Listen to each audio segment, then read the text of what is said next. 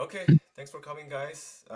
This is our, what is it, fourth webinar, and I have a couple more coming up. I'm doing this so that we can kind of learn together. Um, so I need some suggestions after the webinars to see if there's any other topics you guys would like me to cover, or any question that we can answer. Maybe I can have a guest so we can kind of learn from all together. So welcome back. A lot of people are, returning, guests, which is really great. I'll give you a little bit of introduction of myself. My name is Dr. Jonathan Song. I practice in Los Angeles, Orange County area. I have three practices, small three practices. I'm trying to grow bigger. Um, and in doing that effort requires a lot of knowledge, which is why this webinar is pretty helpful for me. So this is why I started. Um, so on Thursday, we're bringing in an interior designer who is really well knowledge in lease negotiation, facility designings, and then how to get most ROI out of the facility. Also, end of this month, we have Stephen Au. He's a transition specialist who works for Appareo, which is an accounting firm. So he'll kind of walk us through some sort of like dental accounting too. So if you're interested, make sure you sign up. Couple housekeeping things. Please mute yourself because Isaac's gonna do a full-on 2 hour, maybe 3 hour presentation about marketing today. You guys are gonna learn a lot. I've worked with Isaac for a couple of years now. He's all about automations and data analytics, and great person as well. So I'm glad to have you as my friend and a guest here. So Isaac is a CEO of a company called Pharoagency. It is a dental marketing company, or I guess digital dental marketing company, mainly based in Southern California right now. But he's very knowledgeable about marketing, so we can learn a lot from them today. And at the end of the webinar, we're gonna send out a survey. Make sure you fill it out because Isaac's got some freebies ready for us, like free marketing guide. So once you get the surveys filled out, I'll send you those once I get them from Isaac. So please welcome Isaac. Hey, Isaac. Hey, thanks for having me. Really appreciate it. So I'll just start and share my screen. And I'm hoping it won't take 2 hours. I'll do my best not to. Yeah. Oh, and one more thing. If you have any questions, I'd like to get the presentation out of the way first. So put it in the chat box. We'll get to it at the end, so that we can push out all the materials first. Yeah, and just in case I need a break or something, we might have like a little break in the middle where I can kind of answer the questions. Oh, sure. In the chat, like if you have any questions about marketing, like things that have been on your mind, specific questions, like put it all there. And I'm like super happy to get to that. So I'm assuming everyone can see, so I'll just get started. So welcome to Dental Marketing 101. And I'm really excited that you're all here because I think of the people who've seen the ads and stuff, like you understand the importance of marketing, and you might understand like the biggest companies are that way because they lean heavily into marketing, even if it's just creating a product or service that has the conditions that spread word of mouth. So before I wanted to begin, like Jonathan said, you don't need to take notes because I'll have a summary of everything we talked about. I'll have all the diagrams and charts. It'll look something like this. I'll also have a 6-month marketing plan that you can fill out. Do it at your own time.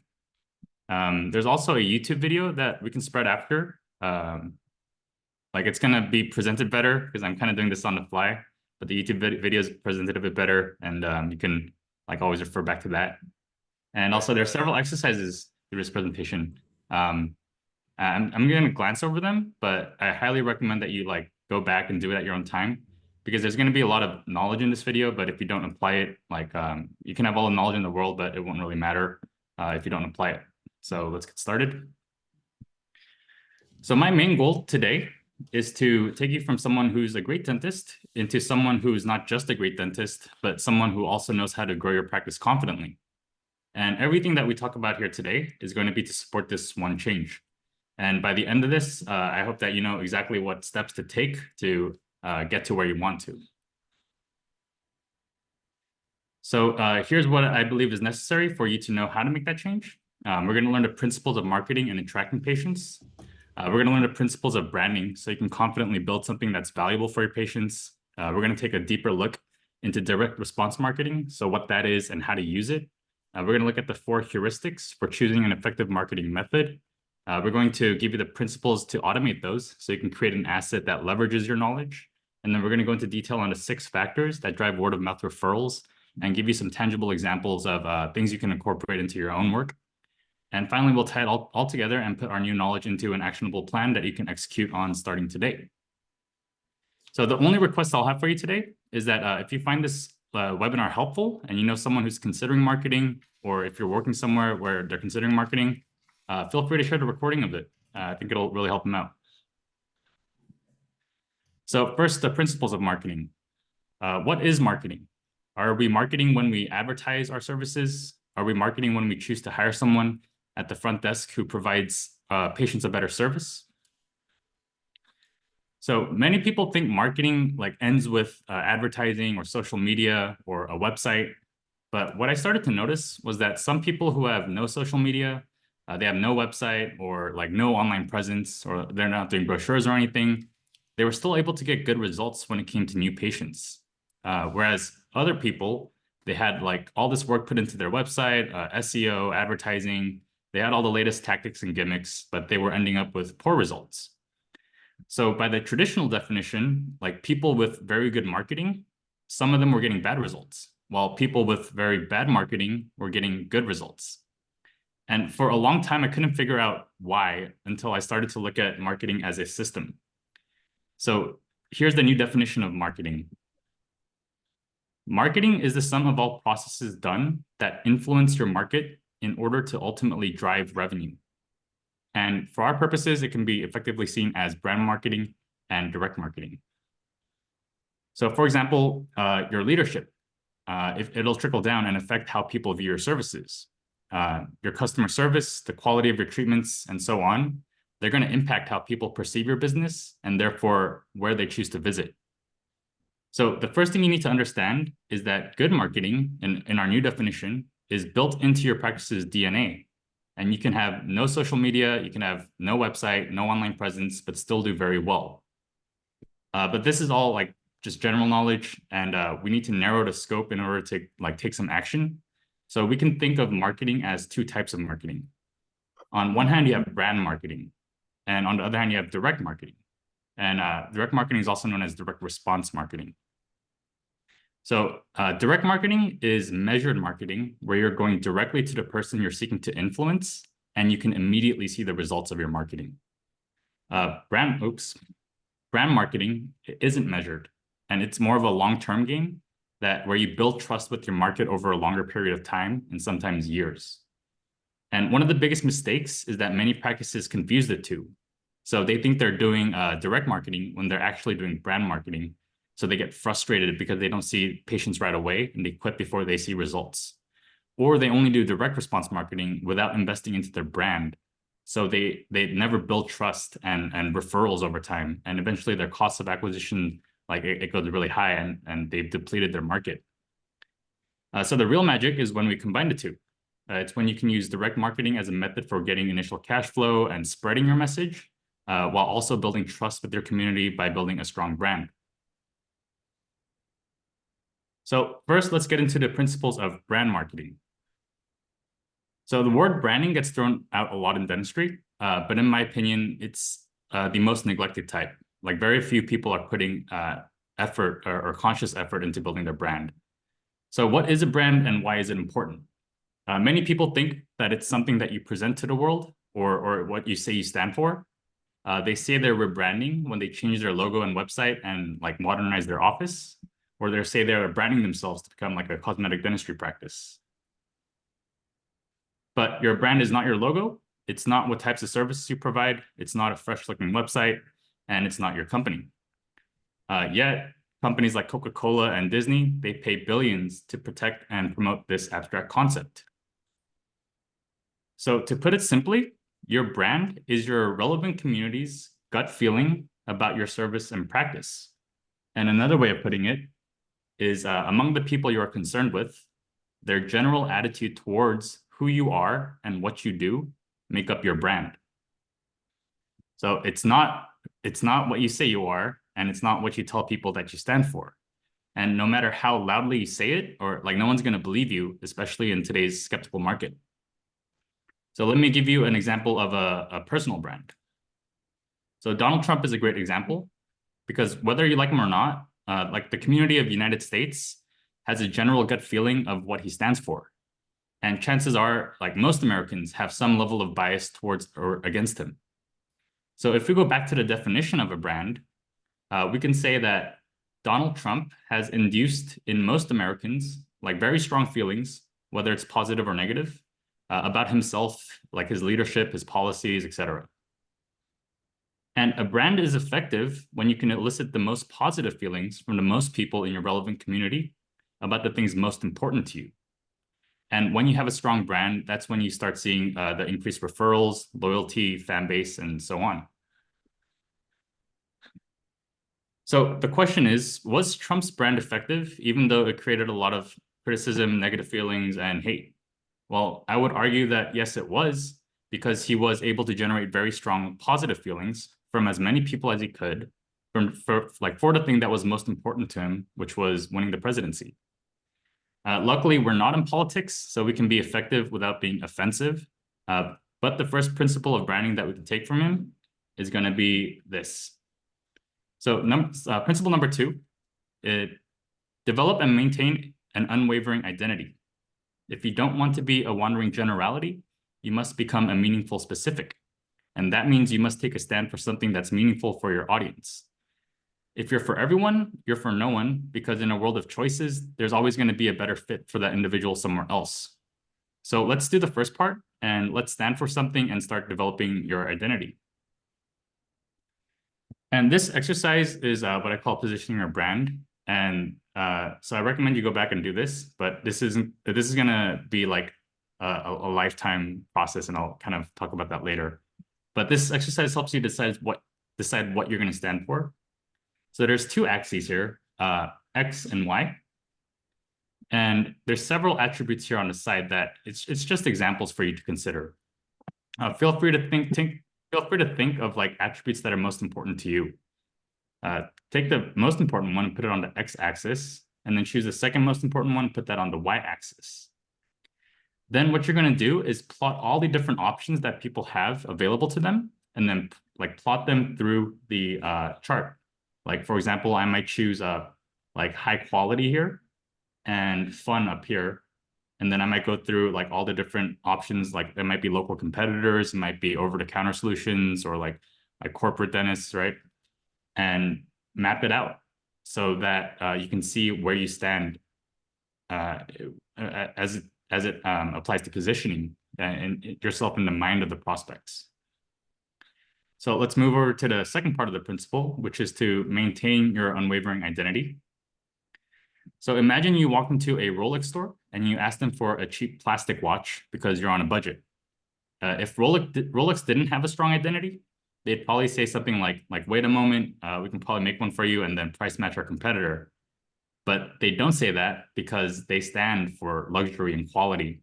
And it doesn't matter how much you pay them, like they're never going to negotiate on that. They're not going to negotiate on what they believe in. So to be realistic, it's really easy to develop an identity and say you're going to live up to it every day and say you're going to stand for it. But it's very difficult to say no, like to people who don't align with your identity, especially at the start when you need cash flow, when you have mouths to feed. Yes, and this is something like even like I struggle with this too. And I found out that developing a strong identity is more of a personal journey than like what other people might suggest. So personally, when I do something I don't stand for, it sucks. I hate it. And I feel my soul being sucked up, and it's like punishment I'm getting paid for. And when I do the things I love, I get into a state of flow. I feel like I'm making a difference and I feel very good.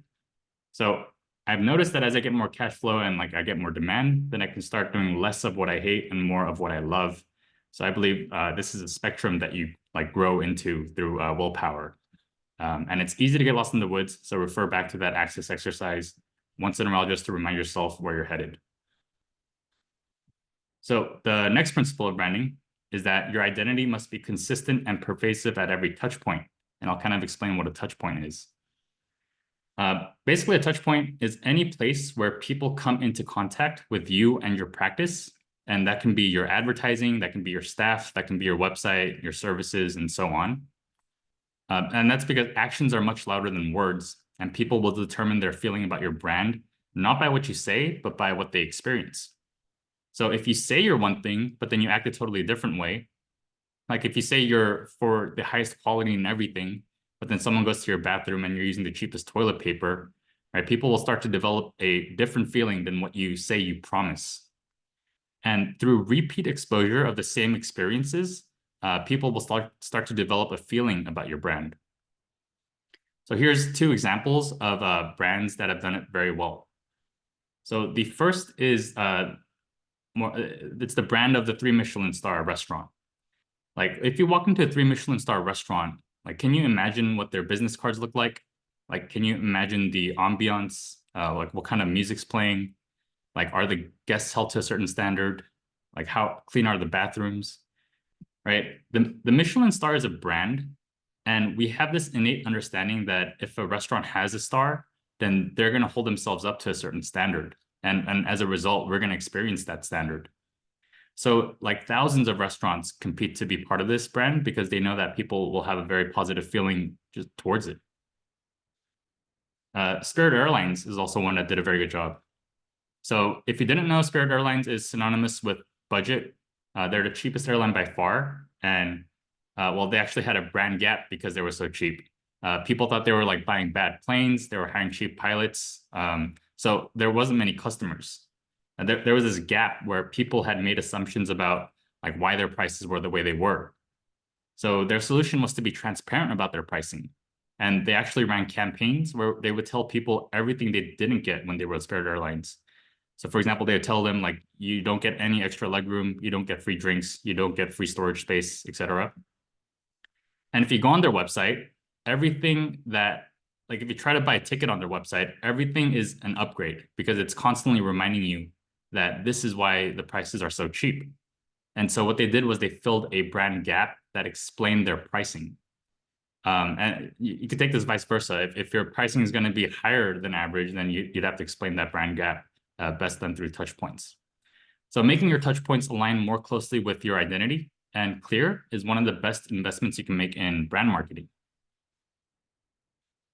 So this is also an ongoing exercise. This is what I call a touch point menu, and it's different areas in your practice that patients can come into contact with. So at the top, you have shallow, at the bottom, you have deep. So like how impactful is it? And on the left, you have general, and on the right, you have personal. So who is it for? So these are just examples I put up, but you can go through and think of more and write them down. And what you have to do is put a check mark next to each one that are within alignment, back to your axis exercise, and which ones you still need to work on. And like I said before, it's going to be an ongoing journey for this one. All right, so that's brand marketing in a nutshell. Let's get into direct marketing. Now here I can kind of explain more because it's more tangible. Yeah. So like I said before, direct marketing is measurable. It goes directly from you to your target audience, and you know if it works or not by tracking the results. It can provide quick returns because it goes directly to your audience, and the action that you're requesting them to take is like something very direct, like get an exam or get a consultation. And it's a lot more tactical, so I'm really excited to get into this.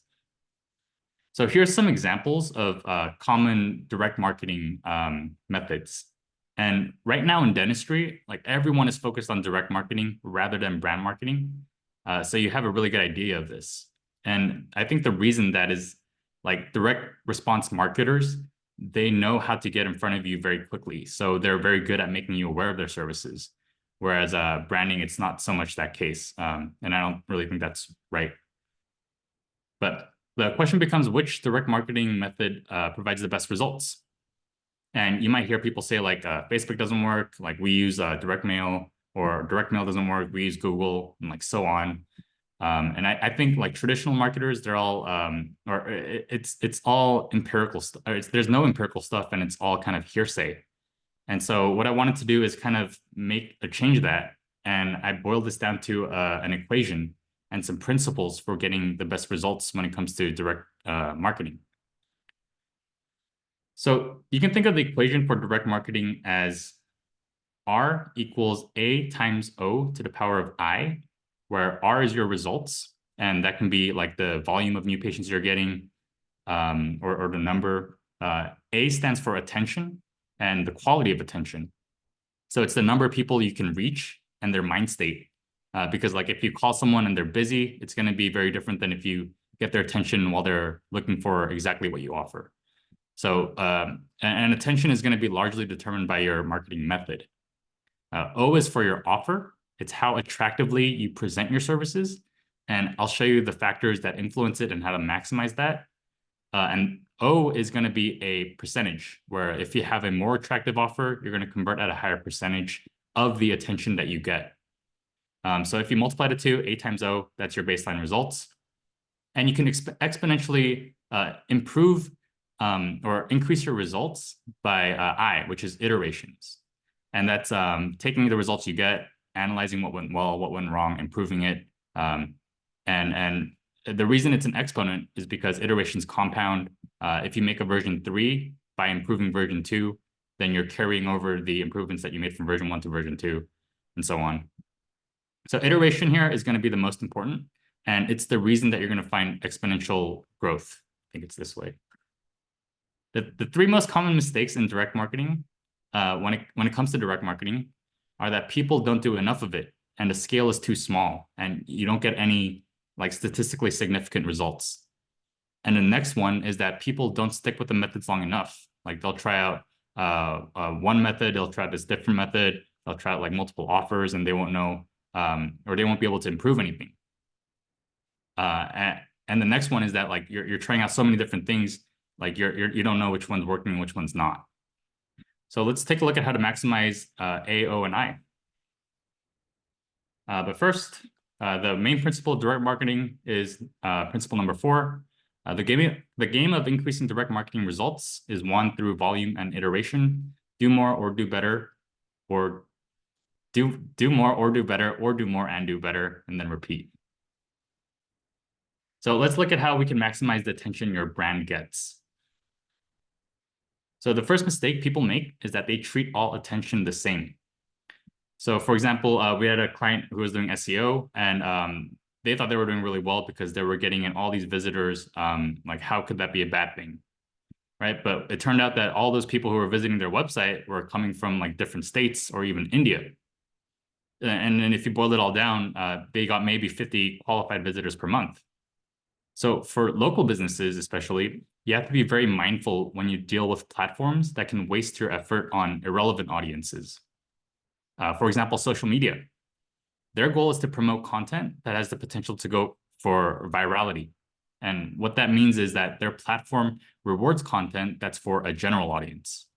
And I think social media has its place as a brand building, like marketing tool, but for the purpose of new patients, it's less effective because of the nature of social media platforms.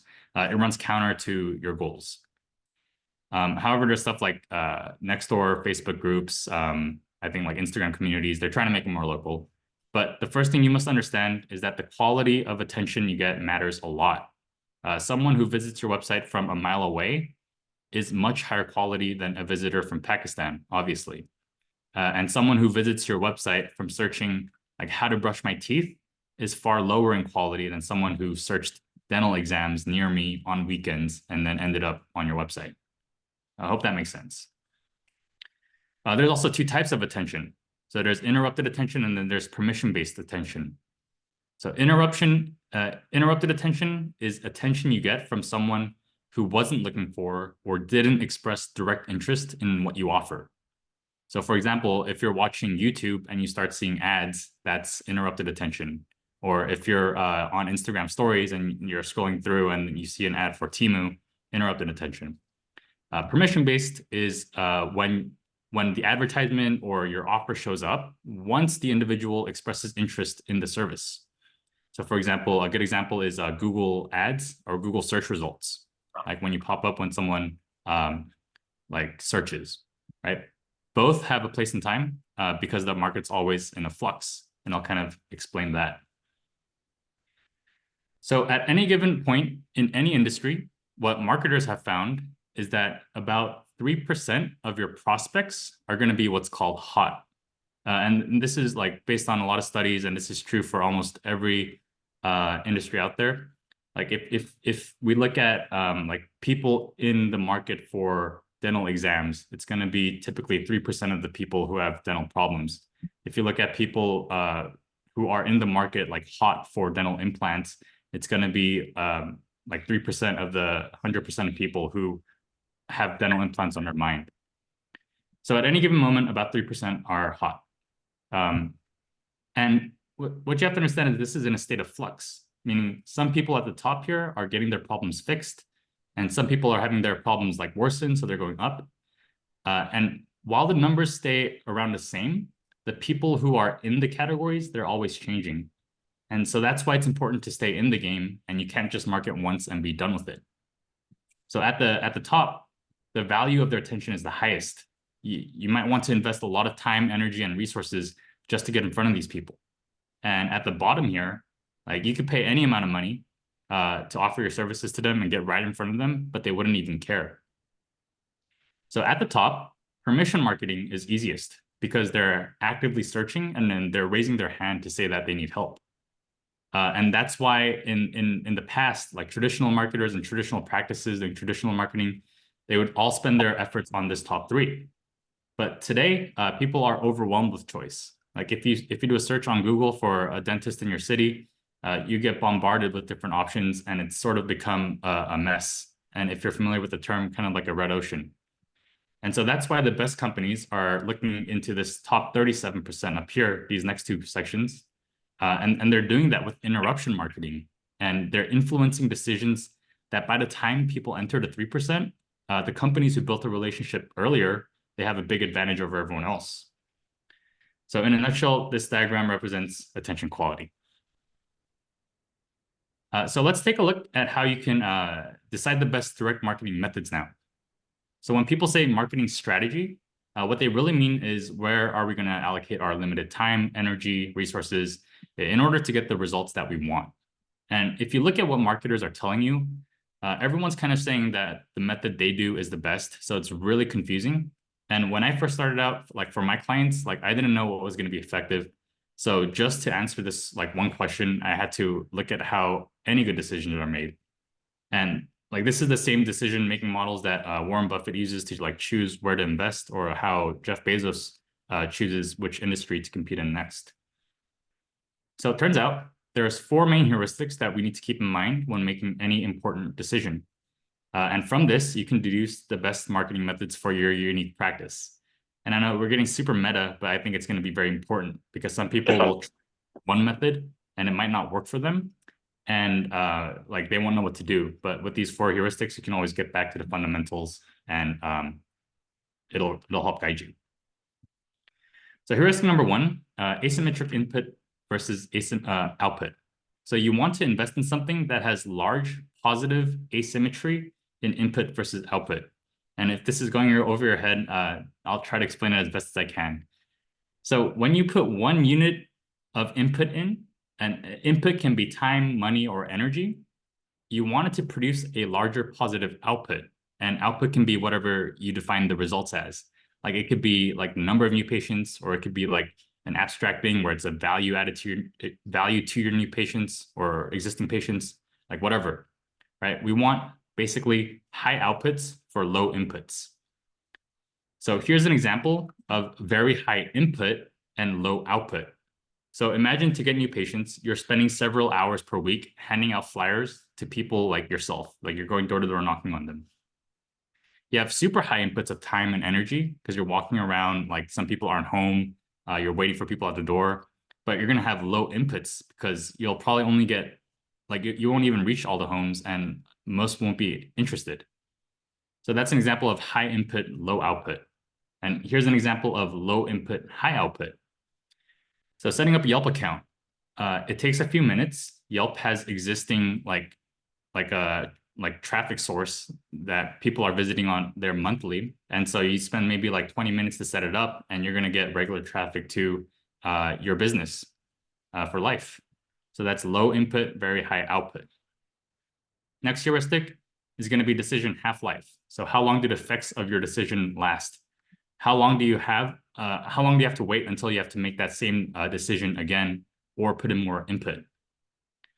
And this is like deceptively important because we have a limit on how many decisions we can make each day. And when you deplete it, it's called decision fatigue. In this study, well, people studied parole judges. So they're deciding whether or not to grant parole to prisoners and like let them out early. So if parole was granted on merit, we would see more of a random distribution, and there would be no correlation to the time of the day. However, they found that the times at the beginning of the day, during a break and a lunch, they correlated with the highest number of granted paroles.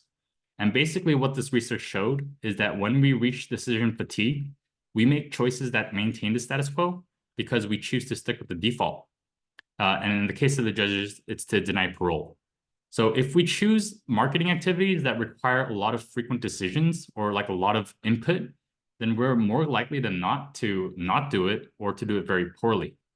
So we want to reduce the number of decisions that we have to make through whichever marketing decision we choose to go with. Here's a famous example. Steve Jobs wore only one outfit. That's because he's making one decision one time that solves the problem of what to wear for forever. And it's also why like high performers write their task for the next days the night before. It's so you like push back the unimportant decisions to when it's lower stakes. So low half-life is deciding what to eat. Like you choose a delivery app that you want to use. You scroll through, you like see some promotions. You're making all these decisions, and then like all those decisions add up. Your brain doesn't process it any differently than like who do I hire, and then all the brain like all the RAM that you took up in your brain just to make this decision like lasts you for 6 hours, and then you have to do it all over again. But if you hire like a meal prep company, then you never have to think about it again for years. So that's just an example of how you can look for longer half-lives. All right, heuristic number 3 is going to be like chain reactions of consequences. And that's going to be positive or negative consequences based on your decisions. As humans, we tend to ignore the system and we only focus on the first order consequence. So for example, if we buy a TV, we're only going to think of the costs as the price of the TV. But the second order consequence is that you might watch it, and that costs time. And then you buy a Netflix subscription, and then you stay up late because you find a true crime documentary, and then you end up showing to work tired, and then you're irritated at staff, and they're mad, right? And you thought only the cost was $223. But when you make a decision, you have to be very aware of the different consequences that come as a result and make sure that overall it's a very positive effect. Our last heuristic is feedback loops. So can the output of your decision feed back into the input, and can it create a feedback loop? And by definition, feedback loops compound, so it creates exponential growth or decay. And exponential growth is how Amazon grew so quickly. Jeff Bezos created a feedback loop where they get customers with an attractive offer of 2-day shipping. And then this increase, like customers get input as the method of attracting more companies to sell on Amazon. And then this increases the number of selection and product choices and attracts more customers and so on. And you can kind of see how Amazon stock rose as a result of this feedback loop. And that's what we want to create in your business. We also see exponential decay as, and it comes from feedback loops as well. NFTs died out because one person pulled out, and that lowered the perceived value of NFTs, which causes another person to pull out, and so on. Here's Warren Buffett's net worth because he's always investing what he like makes back into his business, and so on. So iteration is a feedback loop, and that's why it's so important in our own marketing equation. And it's a feedback loop. All right, I'm kind of beating a dead horse here, but counterintuitively, exponential growth is very slow at first, and then it picks up, while exponential decay is very fast, and then it drops off. And that's because if you double a very small number, like it's still going to be pretty small. But if you have a very large number, that's going to have a significant effect. So as soon as you identify the presence of a feedback loop, it's really important that you make sure if it's exponential growth or decay. And if it's a decay, you cut it off. So for example, if you have a bad staff member, you give your patients a bad experience and they leave a negative review, less patients visit you, so you have a hard time finding a good staff member. All right, that's a downward spiral, like exponential decay. Only way you can determine if something is negative or positive is if you have a mechanism that enables you to track results. So this is all theoretical, and in the recording, I'll have like more of an analytic breakdown of each marketing method that I put up here. But I'm just going to glance over this and kind of give you a head start with what we found to be effective. These all have very good asymmetry, half-lives, derivative consequences, and feedback loops. So everything that you're looking for when it comes to like what you want to spend time on, these typically have. So Facebook ads, Google Places, Google Business Profile, review generation, your website, SEO, and honestly, I should put the website at the top. But yeah, don't ignore those. And then here's some that are theoretically effective. We don't provide these, but I can definitely see a place and time for them, and they're measurable, and like you can definitely get really good results from them. So email, Google Ads, and by emails I mean like email marketing campaigns, Google Ads, personalized letters, Yelp, physical banners, physical mailers, networking, promotional pricing, like if you have a offer or something, and word of mouth incentives. And these are ones that I see as less effective. And I think it's kind of lousy and I wouldn't really spend too much time on them. Like social media, I think it requires a lot of input, and unless you hire a team, and still you're going to be responsible for frequent content creation. But I think it's really good for branding purposes. So I just want to put out there that if you're focused on immediate results, then social media is probably not the way for you. But if you're more interested in branding, I think it's definitely important. Global search engine optimization, slightly different from the new SEO. And if you watch the recording, you'll kind of understand why. And blogging, I wouldn't touch. All right, so let's move on to maximizing your offer now. So that was all related to attention.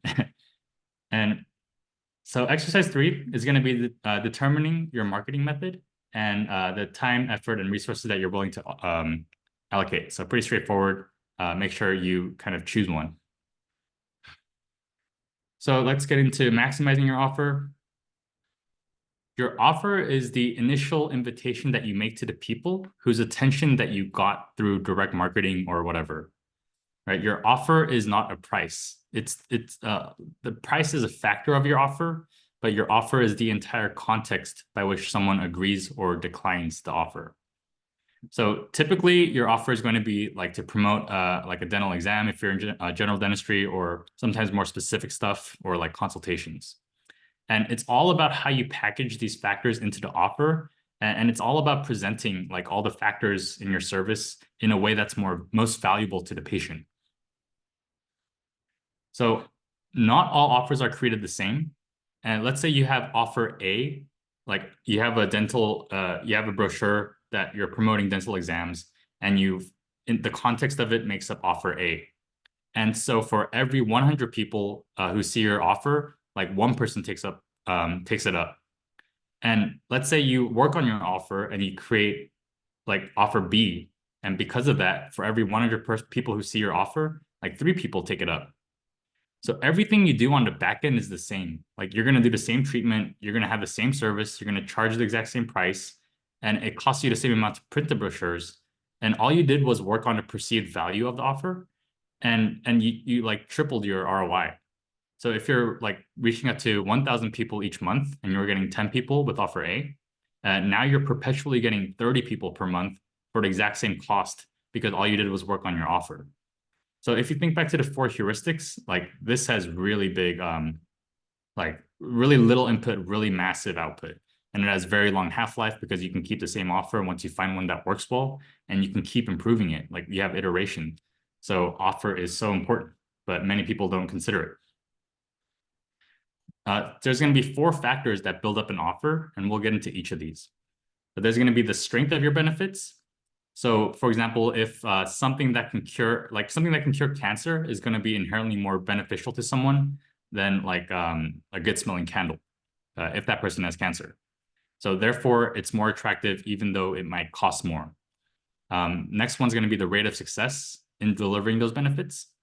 So if the cancer treatment only had like 10% rate of success, it might be worth a shot, but it would be much more valuable if it was at like 70 or 80% rate of success.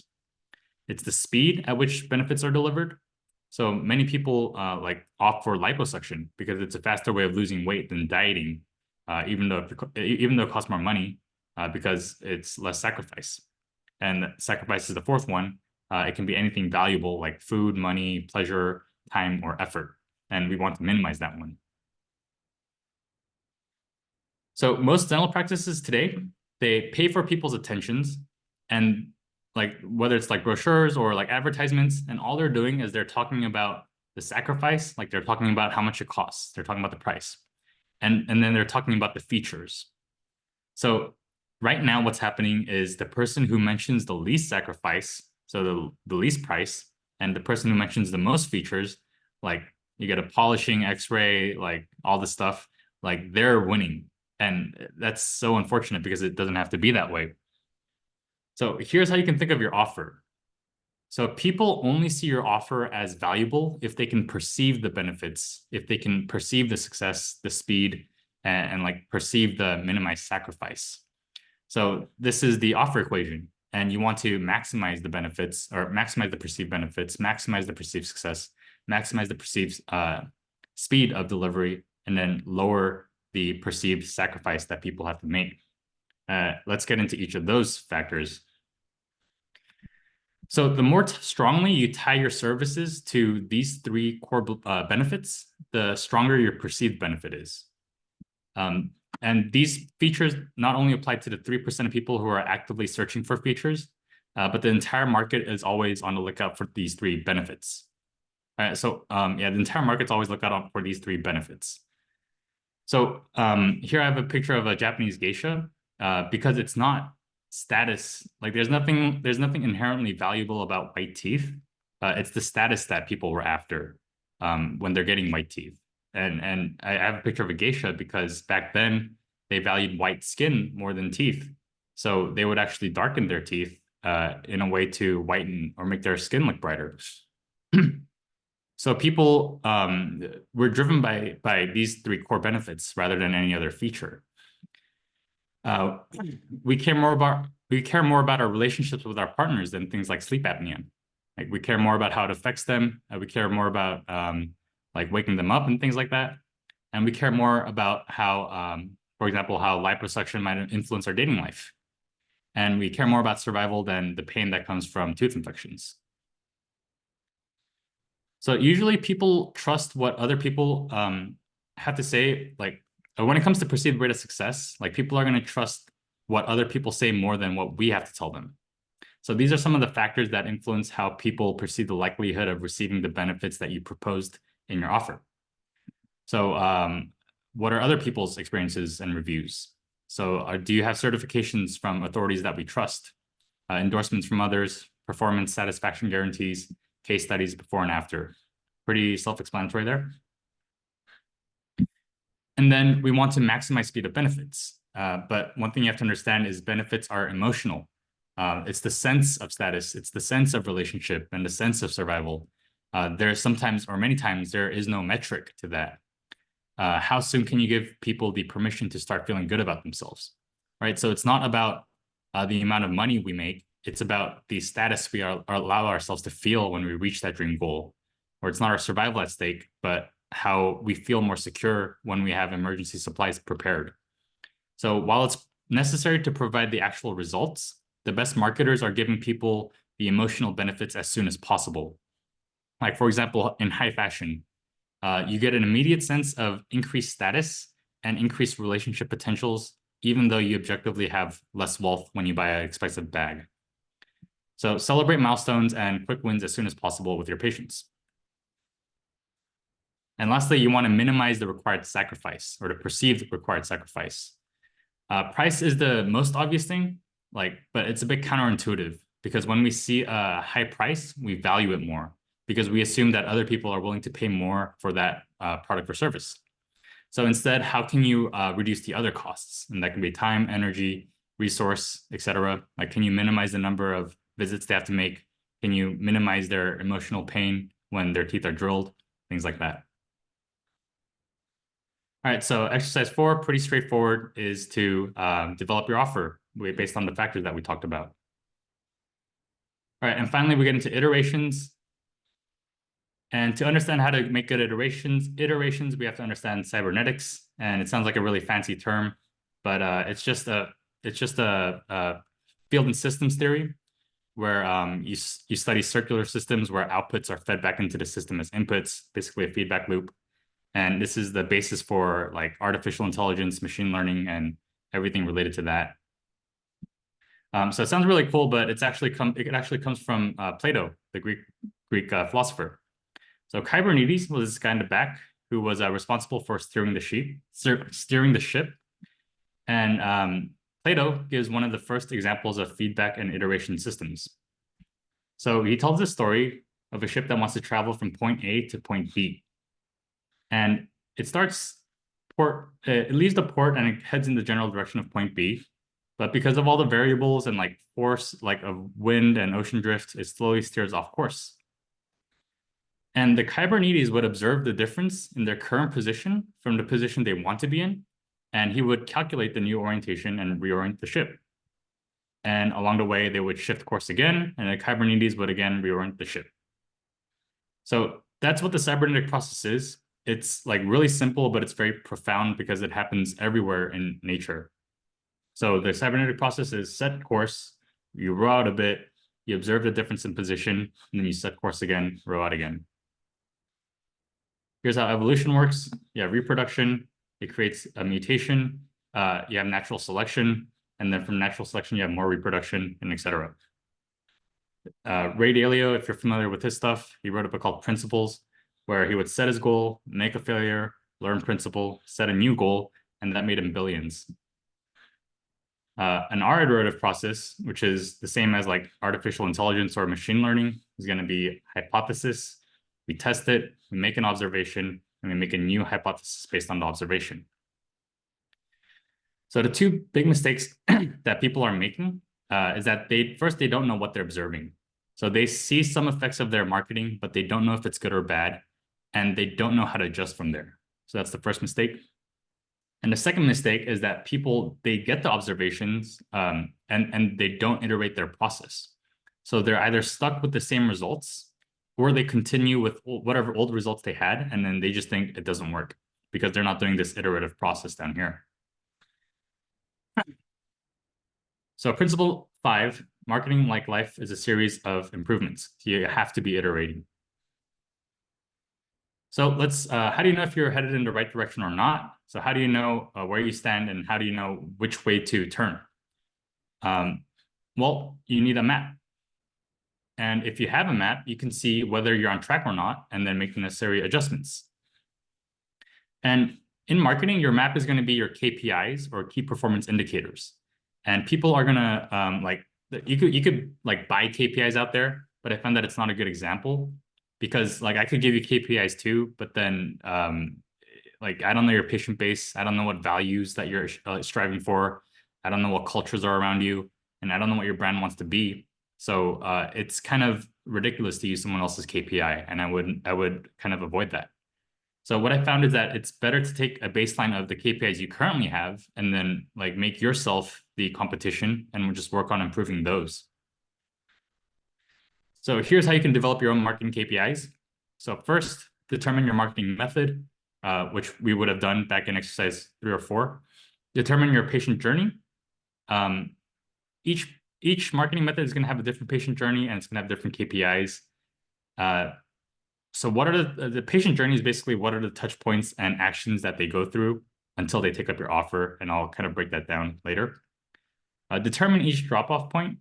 So during the patient journey, at which parts are they dropping off? And then simply measure the results. So how many people successfully complete the journey and how many drop off and where do they drop off? So here's an example of a patient journey. In this example, we're using Facebook ads as the method. So first you want to get as granular as possible, and you want to break down every single step that a patient must take before they become a patient of yours. And And in this example, we have a patient sees an ad image. So if they're on Facebook, they'll see an ad, they'll read that text, they'll click the ad link, they'll give you a call, front desk picks up, patient asks a question, staff provides next steps and schedules an appointment, and then the patient shows up, right? But actually, not all patients are going to ask questions, so you can actually remove that step. So, and then you're going to determine the drop-off points, which are the red arrows here. So typically every arrow or every step is going to have some level of drop-off, and you want to measure that. So you have 1,000 people seeing your ad. Only a certain percentage of them are going to read that text. Like you're going to have more drop-off here, more drop-off, right? And then those are going to be your baseline results, and those are going to be what you want to work on. And in the early stages, you're going to find the most improvements through improving your attention and your offer development. Later on, it'll be more business systems, like as we get to the front end or front desk and like sales calls and things like that. So that's it for direct marketing. Let's get into hacking word of mouth marketing. And if you don't know, Tesla's success came from almost 100% word of mouth referrals. So in 2022, Tesla spent $150,000 on advertising total. And the first time in 15 years, that was the first time in 15 years that they spent any money towards ads. And by that time, they had already amassed more than $1 trillion valuation, and they hadn't spent a single dollar on ads. And on the other hand, like you have GM, they had spent $4 billion on advertising in 2022. Ford Motor spent $2.2 billion, and Toyota spent $1.1 billion. And Tesla, you combine their valuations, and Tesla was worth more than all of them combined, and they'd only spent $150,000 on advertising. And that's because they invested in instead of investing in like advertising and all those things, they invested it in the things that would make their product contagious. And it turned out that, there's like 6 things that once you have those things, it's very predictable that it's going to spread through word of mouth. So what are those 6 factors, and how can we build something similar? So here are the 6 different factors that build brand remarkability or inner remarkability. And this is what gets people talk about your brand, become loyal fans, and etc. So first is social currency. So we share things that make us look good. Triggers, we talk about things, or we talk about things that we are thinking about. Emotion, we talk about things that are meaningful to us. Public, we're more likely to talk about things that other people are doing or talking about. Practical value, we share information that can help the person we're talking to. And stories, everything we talk about is passed on best through stories. So the biggest mistake I see in referrals are when people are avoiding like those 6 elements and they're jumping directly to ask for referrals, right? They don't put in the work of making their service something worthy of referrals. And so when they're asking their patients for it, they're essentially asking them to become like salesmen for them. But if you do have those 6 elements, then you don't even need to ask, and it's going to literally be a virus that spreads. And the second mistake is that practices build these elements, but it doesn't revolve around their brand, and I'll get to that later. It builds word of mouth, but they're not at the center of the conversation. So principle number 6, probably the most important one to take away today, is going to be build something worth referring. So the good news is that it's not an all or nothing game. So you can have like 3 or 4 or 5 of these elements, or even like 1 or 2, and you'll find better results than if you had none at all. And the more you have and the more strength that you have within each element, the more your brand is going to spread. So the first one is social currency. And this is the influence that we have with others. So for example, when you give freely, you're building social currency. And instead of giving someone money, you're giving them good feelings or good favors. And our goal is we want to empower patients with something they can give to their friends and family so that they can build social currency. And so the question becomes, how can we make our brand the center of their social currency? And so here's some ideas. There's definitely more than this, but these are some I brainstormed. So here's some ways you can build or help patients build social currency with their friends and family. So you can help them have the answer while in conversation. So the solution for that would be education. And so, for example, if we teach a patient the answer to like why their gums hurt, then when they have a conversation about the topic, they would gain social proof by having the answer to someone's problems. But it doesn't mean that they're going to advocate your brand at that point. Like all they're going to say is like, hey, here's the answer, right? So a better approach would be to provide an answer like related to your brand. So for example, if the solution is going to be like A, then you want to describe like why it's unique to your practice or what you do differently to treat that, like how your thoughts might be different from other people, right? You want to share the uniqueness of your brand there. And so this one's pretty obvious, but like people want to share things that give others a good experience. By sharing something valuable, we gain social currency. So what that means is that you need to go above and beyond what other offices may typically do in a way that's unique to your office. And for that, we want to refer back to our access exercise and figure out where or which values we want to kind of emphasize. Next is going to be triggers. So it's what stimulate people to talk about your brand. And there's two factors to consider in triggers. There's going to be frequency of triggers, and there's going to be the strength of the trigger. And so, for example, cereal companies, they trigger us to think about cereal when we think of breakfast. Like if you go to a hotel, they'll probably have cereal. And that happens frequently because people eat breakfast once a day. So when you see advertisements that are tying cereals and breakfast, you're making that link frequently. And an example of a strength is in Japan, KFC has a very strong link between Christmas and KFC. Like it doesn't happen frequently because it's once a year, but the link is so strong that like 80% of Japanese families order KFC on Christmas. And I think KFC does like 5% of their revenue in one day when it should be like 0.2%. So it's important to combine frequency and strength with timing. So for example, if you trigger people to want to visit the dentist while they're away on a holiday, it's very unlikely they'll remember and follow through. So you need those actually three factors, frequency, strength, and timing. So the question becomes, how can we trigger the best, or how can we trigger the desire to refer? So our triggers would ideally like cause the patient to refer your brand when they're in conversation with someone who needs dental care. And to do this, we want to make the patient be aware of what the solution is given a certain situation that we want to leverage. And so like, for example, Japan's KFC, they specified the situation as Christmas. And on Christmas, the solution is for families to buy KFC.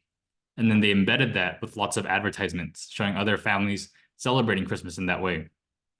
And like, for example, something I did was like at the beginning is like, if I said, if you found this webinar helpful and you know someone who's considering marketing, like share this recording with them. And so that's going to be the situation and then the solution to that situation.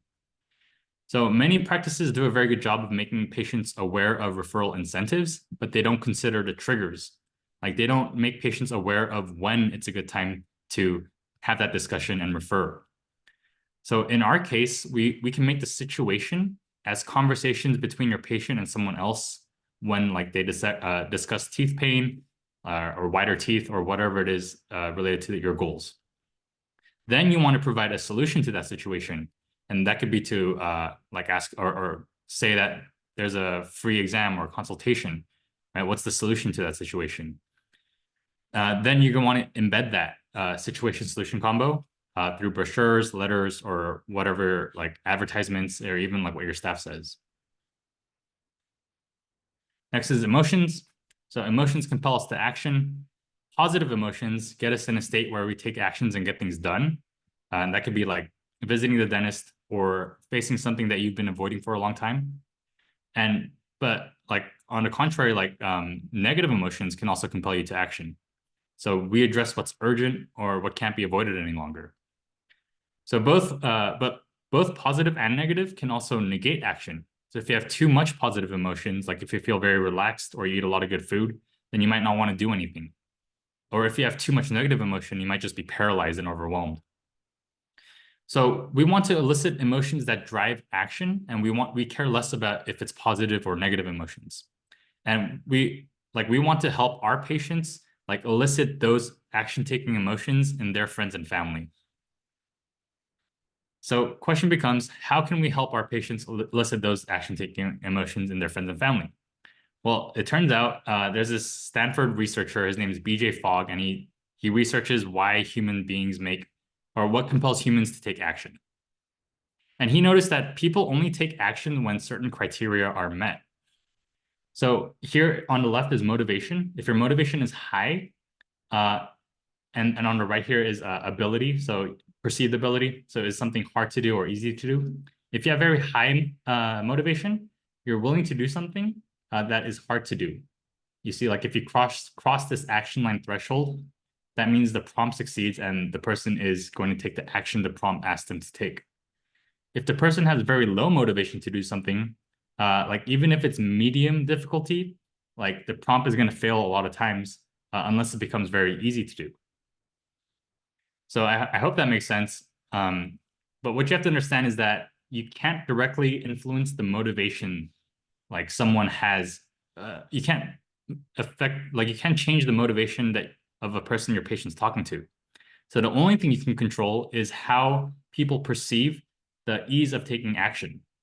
And that's where we want to focus on for emotion. So the best way is not only to improve, like it's not to, you want to prove to your patient that the process of getting started is very easy so they can transfer it, but also have messaging everywhere that kind of reflects the same ease. So for example, your website, you might have like very simple steps to get care, not all this convoluted stuff of insurance and all these different steps. It could be like a 1, 2, 3. And you want to offer like many different ways that people can reach out for you, like to you, whatever hours that's easiest for them. And you want to remind your patients that their visit was like relatively simple compared to the like benefits that they're getting. Next is going to be public. So we're drawn to what other people are doing. One of the biggest perceptions of whether a restaurant is good or not is by how many other people are there. And dentistry by nature is a very private service. Like it can be very embarrassing or painful if someone sees the state of our oral health. So many practices in the past have kind of avoided publicity when it came to their patients. But we want to ask now, like, how can we help our patients make the private experience with your brand public? So when Apple first created their laptops, you can see on the left image here, the logo was oriented so that it would face down to the user or face up to the user before they opened it. And when the user opened the laptop, it would face down. But they noticed that people were using these laptops in public because they were proud of identifying as tech forward and like a new age. So they switched the logo. And so now it faces down for the user, but for the public people they're presenting it to, it goes face up. So by the same way, we want to give patients the opportunity to go public with their identity as like a health forward person or a mom who cares about their children and so on. So here's some ideas, like car decals. So like you see like car decals of proud parents of a high school. Like, why can't it be your brand? Or you can run photo contests for patients of teeth whitening. You can have a wall of fame for patients who have been with you for a certain number of years. You can create merchandise and apparel that people can wear around, or like have a better way for people to leave public reviews. You can get very creative with this, but of course, be sensitive to HIPAA laws. Next is practical value. So when I was in college, Venmo first launched, and they wanted college students because they knew that we were early adopters of technology. So they created incentives where I would earn $20 for signing up. And then if I referred a friend, not only would I get another 20, they would also get $20. So by referring a friend, there was an incentive for me to refer, not just because I was getting $20, but because I knew I was giving my friend $20. So it doesn't have to be money. And a lot of times money as an incentive can be like a very bad incentive because people want to give things to others for the sake of giving, not for like financial incentives. But you can get very creative to think of how you can create a situation that people give when they refer you. So how can you make it so that by referring your brand, your patients feel like they're giving something practically valuable? So some ways might be to offer gift bags, like not just for the patient, but like for the friends and family. When authors publish books, they're giving several copies out so that like their friends can send it to their friends. So what can be forwarded?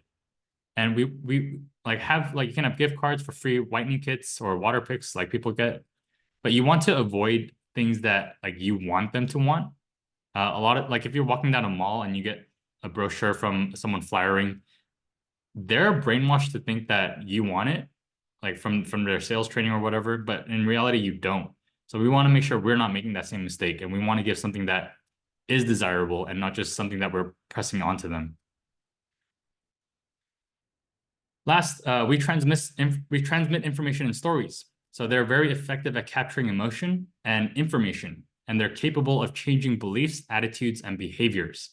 So stories are transformative, and we want to create a broad narrative that facilitates a certain story that people tell about our brand.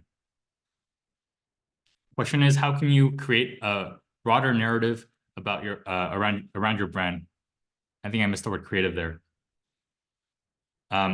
So to do this, first do the brand positioning exercise and figure out what you stand for. It doesn't make sense for you to create a narrative about being super professional and efficient if your values are fun, for example. So you want to be very clear with what you're standing for first. Then be creative and do activities like related to it and that support it. So if your values are giving back to the community, you might run scholarships.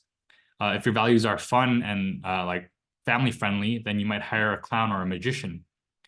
And the mistake would be to do too many unrelated things and then give them all the same weight. You want to pick the ones that are aligned with your brand positioning axis and leverage those. So exercise 6, plan your word of mouth marketing strategy. Basically just brainstorm it. And if you follow the 6-month marketing plan, you'll go through all these exercises in more detail with more detailed questions. So here's everything we covered today. Hopefully you have a very strong grasp of marketing. I know it's been a long lecture. Hope you have a good grasp of brand marketing, direct marketing, all the differences. I hope you understand how to choose the best marketing methods, how you can kind of leverage those into automations and assets for yourself. And I hope you learned how to leverage word of mouth marketing as well. So thank you so much for your time. I guess we'll open it up.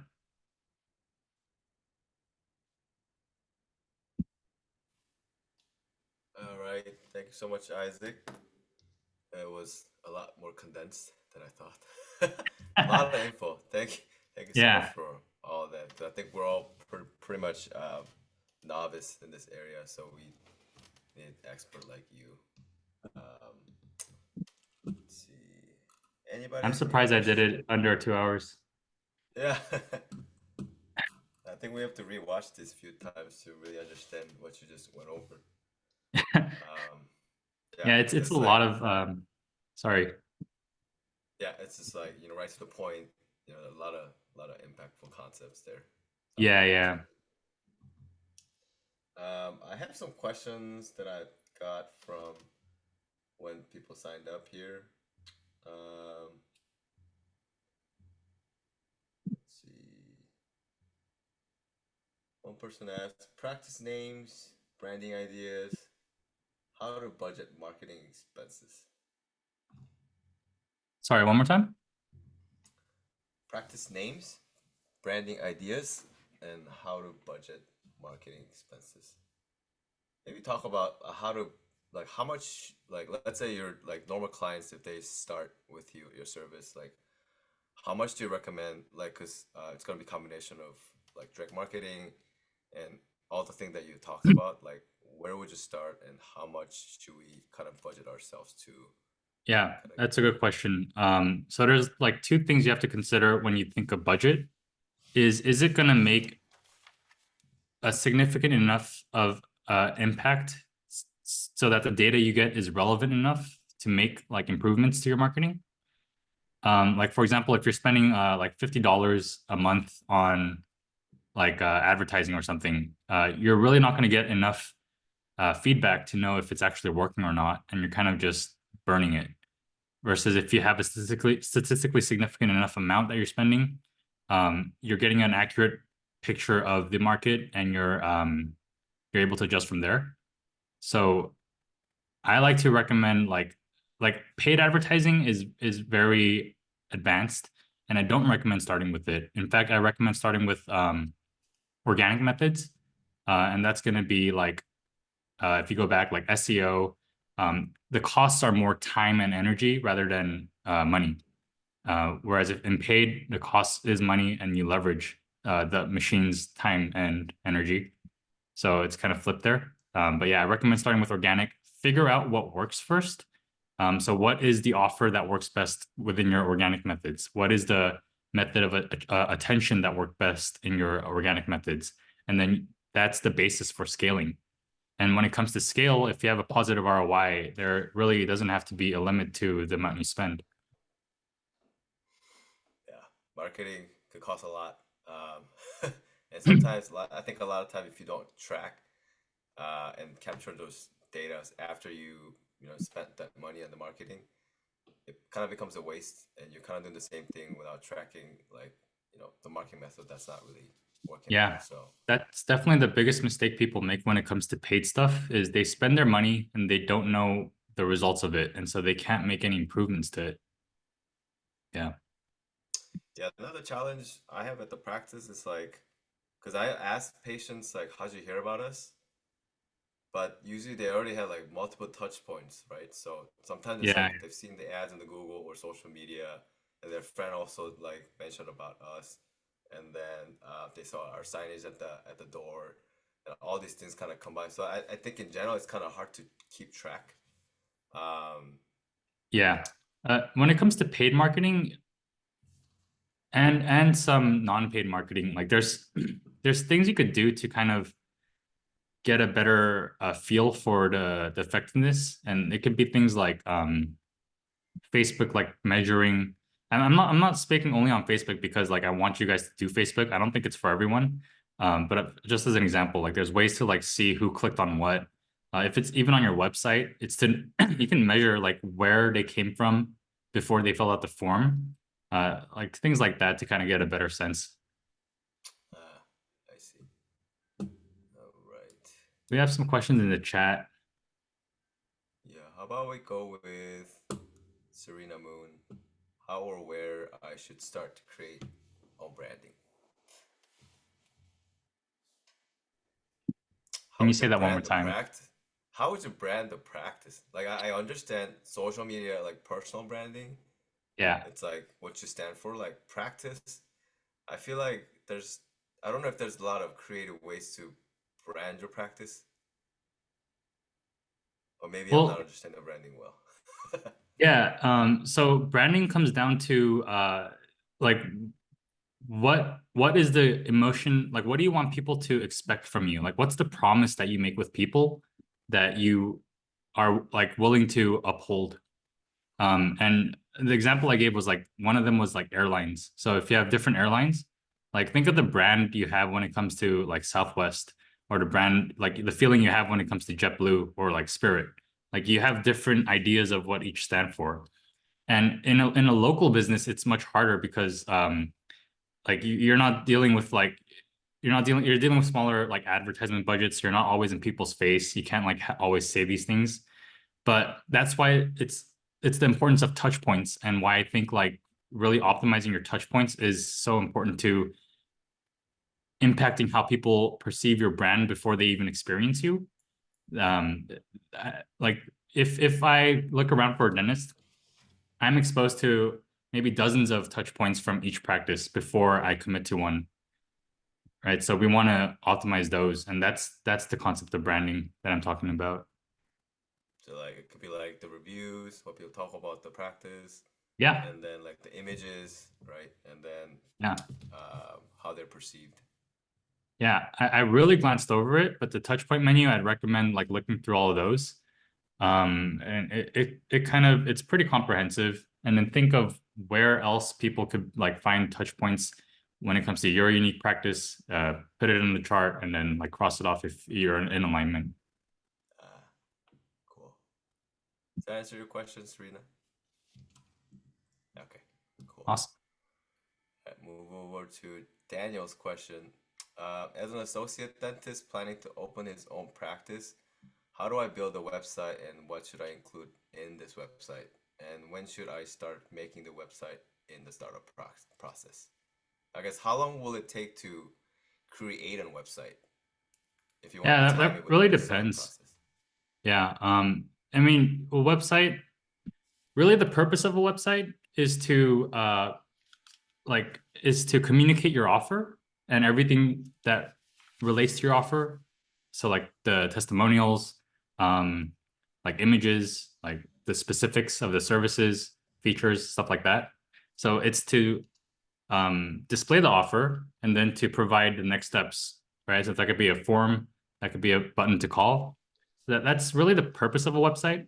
And then you get into other things like SEO, like advertising, and those purposes are to funnel traffic into the website so that it can like serve its purpose of showing people the offer and then getting to take action. So when you're starting your own like practice, like if you have any desire to do any like sort of digital work or like get any traction online, then you're going to need it from the start. So I recommend getting it as soon as possible. As for a timeline on how long it takes, it really depends. Like you could find someone on Fiverr, pay him like $100, and then get honestly a decent website in like 5 days. But you're not going to be able to maximize really the like all the different touch points, all the offers and things like that. They probably don't have that high level of an understanding. So if you do try to build one out where it takes a bit more research, understanding, I like to say a month. A month. Yeah, I mean, if you know for sure you're gonna open up the practice, if you're already in like a construction process, which takes some time, right? I would just get it started right away, and Yeah. then like, cause like maintaining a website, if you're not running SEOs or like all these other stuff, it shouldn't cost that much, right? Just hosting fee and then Yeah, maintaining it, right? that's a big pitfall I noticed that a lot of dentists were kind of falling for. There's companies out there charging 300 to like $500 for maintenance per month. It should really only be costing you guys around like 500, not 500, $50 a month, like to be honest. Yeah, we're all getting ripped off somehow.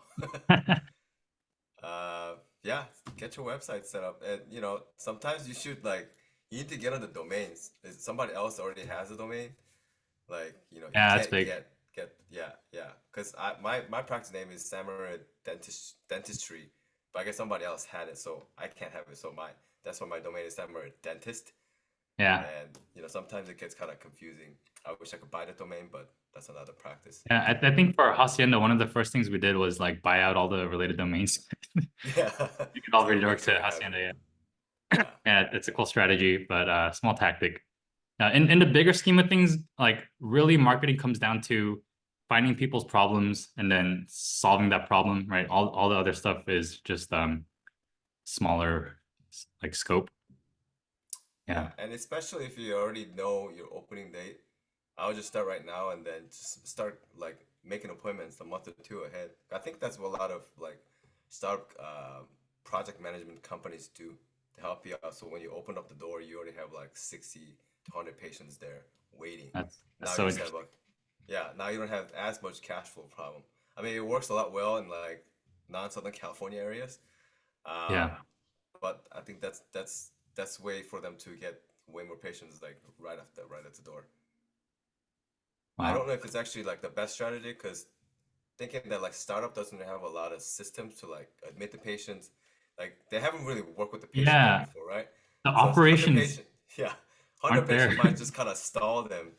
Um, but it's better to have more than not have enough. Like I don't know if you guys are an OC, but there's this restaurant that opened up called Xfish. And they had that like they had a ton of people. They went viral and they had a ton of people just lined up to visit them, but their operations weren't there. So they were just flooded with like 2, 3 star reviews. And they took a like it was like, oh, we got all these new people, but like you have to have everything in a balance. So even personally, like I spent a lot of time in operations. Um, totally worth it. gotcha. Okay. I see a question from, are we going to the chat now? Yeah, let's just go to the chat first. I see Peter Oh, Lim. here. So what do you recommend for boosting your SEO ranking? So I didn't cover this. I glanced over it in the like theoretically effective and non-effective section. So traditional SEO focuses on someone makes a Google search for a specific keyword and you rank a certain like amount and the higher you are, the more traffic you're going to get. So people kind of obsessed that. Like in dentistry, I think the most popular marketing method was SEO, and everyone was just competing to see who could rank higher for better keywords. And because of that, Google kind of caught on, and they realized, oh, it's not the best practices that are like ranking high. It's the practices with the most budgets that are ranking high. And like that's not in alignment with like user experience. Like Google wants to provide users a better experience rather than show they'd rather like show users a better experience than take advertiser money. So they kind of reduced the importance of SEO. So now if you Google dentist near me or something like that, you'll see what's called Google Places above the traditional search results. And what used to happen was from the traffic that would go to the search results, about 80% goes to Google Places now. So instead of focusing on SEO, which is still important because there's 20% of traffic, and like you want to rank there too, but 80% is going to be at Google Places. And it's more local than SEO. It's hyper local. And so that means Google is looking at users' location. And you guys might have noticed that if you're on Google now, like they're constantly asking you for your location and you have to click allow. That's because they want people to be like hyper like tuned into their system so that they can offer you very relevant local options.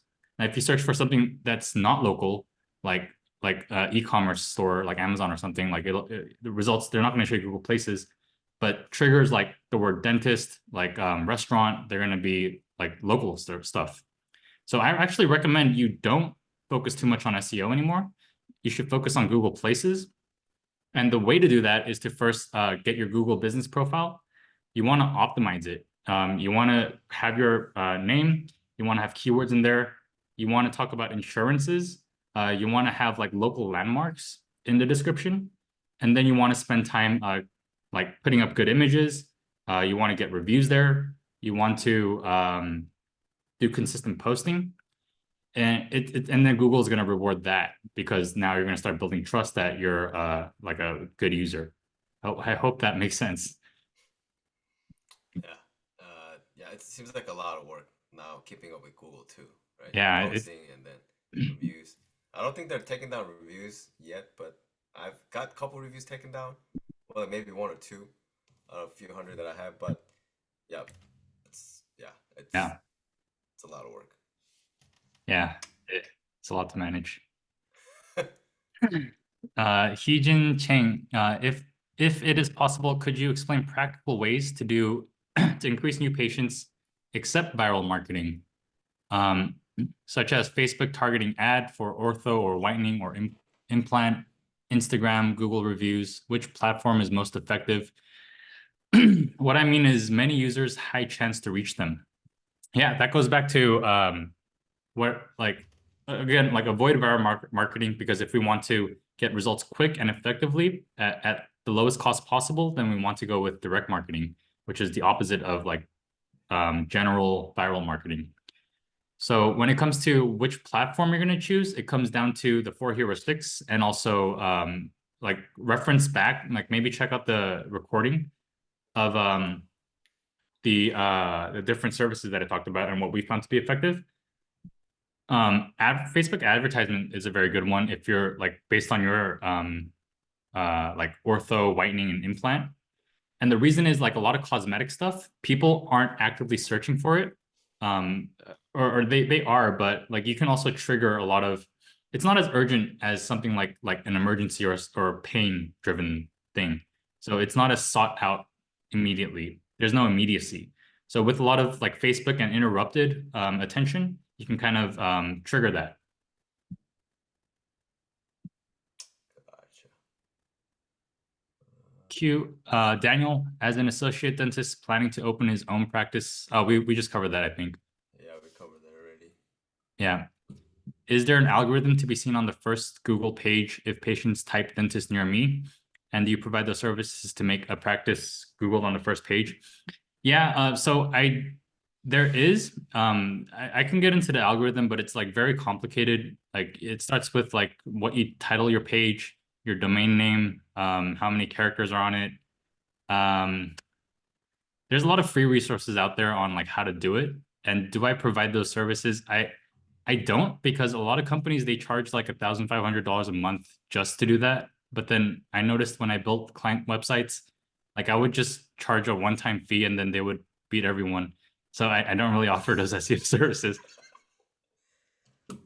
Yeah, like even in LA, like I think we're number one for like dental implants or like endodontics. Yeah. So I don't think you need to look for someone to provide SEO services. You just need to build it right off the first website build. Yeah, no, you got it, Daniel. Thank you. Thank you, Peter.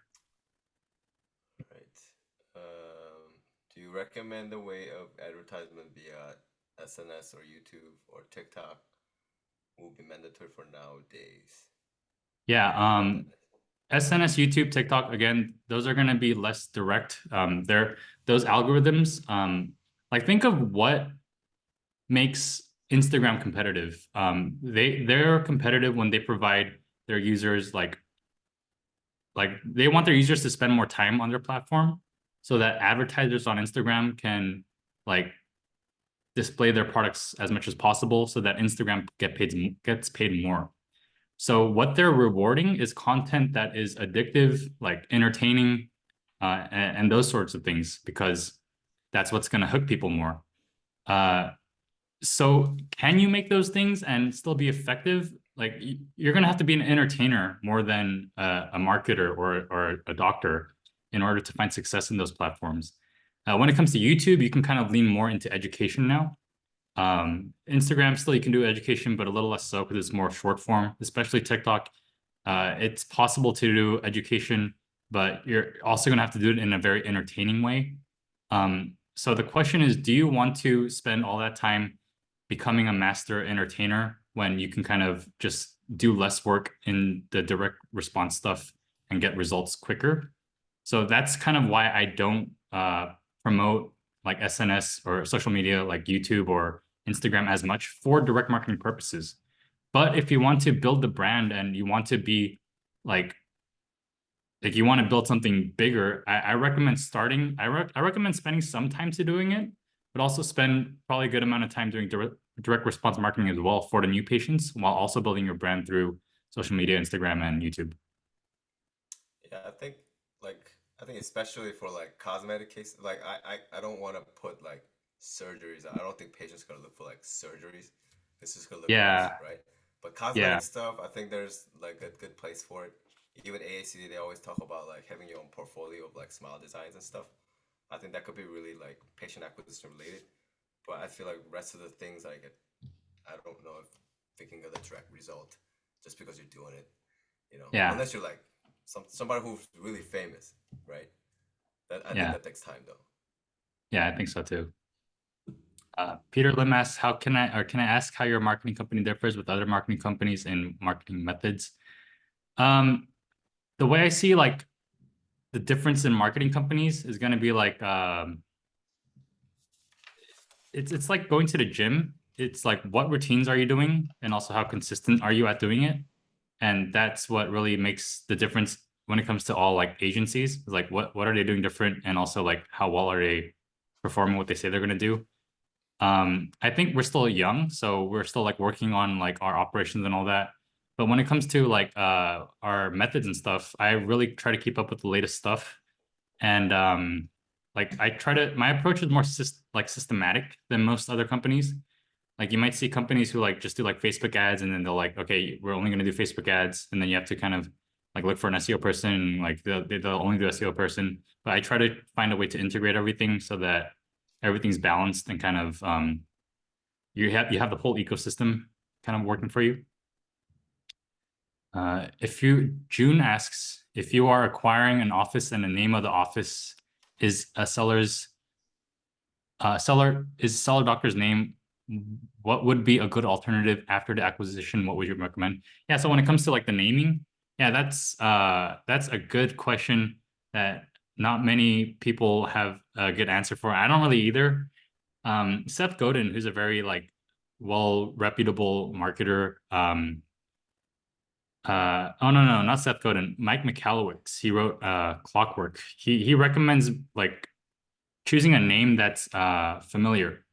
So you don't want to go too crazy, and you want something that's familiar so that people can catch on.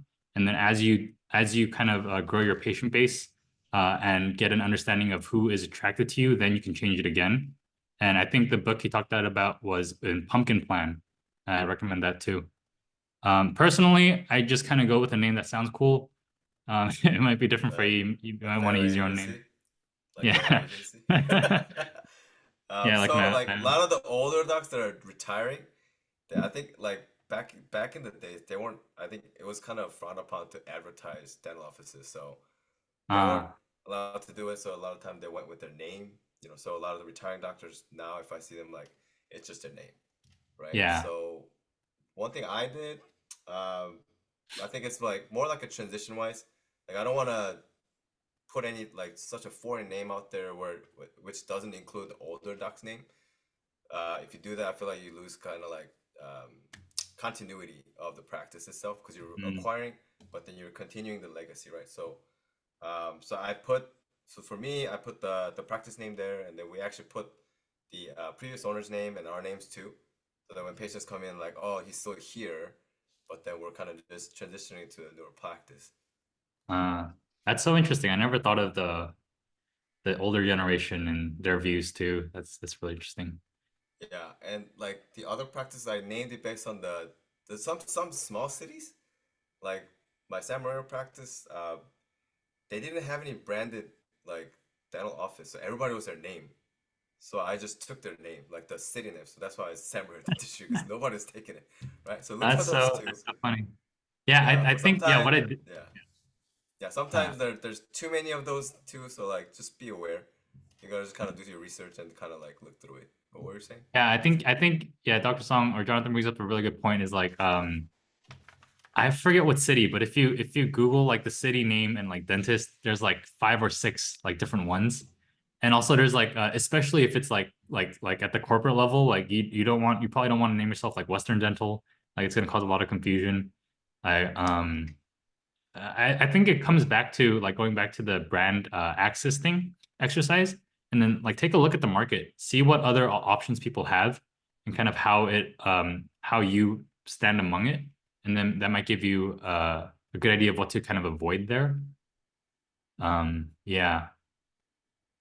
Also, I was gonna say I thought it was very interesting because I do notice like a lot of older generation like dentists, they're like skewed so far into like brand marketing. Like they never want to do any direct stuff, and they don't believe in it. But they believe in like building word of mouth referrals through like building a brand. But then I think it kind of skewed to the other side where everyone was kind of focused on direct, and I think it's kind of coming back towards more branding now.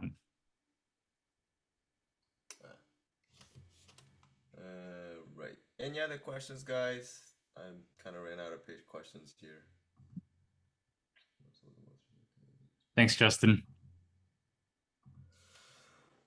All right. Well, I thought we were gonna go until like 10 o'clock. This is great. Yeah, this is great for me too. I need to sleep. Yeah. But thank you everybody for joining us today. I have another one that's coming in 2 days about interior design, the facility, how to get more ROI out of your facilities. So join us for that as well. Thank you, Isaac, for all your expertise Oh, and all your are you gonna preparation. are you gonna talk about the survey? I was wondering what we're gonna do about that. Oh yeah, so we're gonna send out. I usually send out a survey at the end of, well, probably like tomorrow, the day after tomorrow. And then if you guys fill out the surveys, Isaac's got some free freebies for us so that I can send you guys back. Yeah, it's gonna be so all the concepts, I know there was a ton of concepts. It's gonna be broken down into one single sheet. So you can kind of see all of them there and all the diagrams. And then also a 6-month marketing plan. So everything we talked about, like it's gonna break that down into a 6-month step-by-step kind of thing where you can walk through.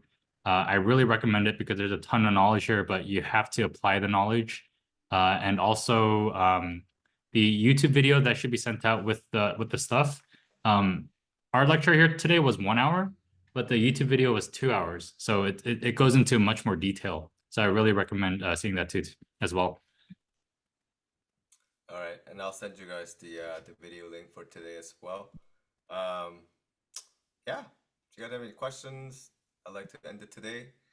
If you have any other topics that you would like me to cover, just put it on the survey so that I know which topic to cover. At the end of this month, we also have like I said, dental accounting seminar as well. So join us for that as well. Thanks for joining us today. Thank you, guys. All right, Bye. have a good night. Night.